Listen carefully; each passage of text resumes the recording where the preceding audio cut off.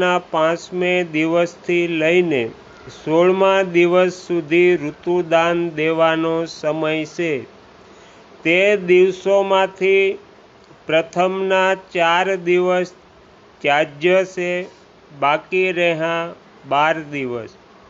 તેમાં એકાદશી અને ત્રયોદશીની રાત્રિ છોડીને બાકીની 10 રાત્રિઓમાં ગર્ભદાન કરવું ઉત્તમ છે અને રજોદર્શનના દિનથી લઈને 16મી રાત્રિ પછી સમાગમ કરવો નહીં.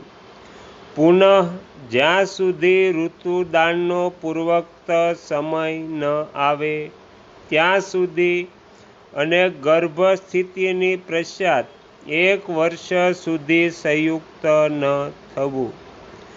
જ્યારે બેઉના શરીરમાં આરોગ્ય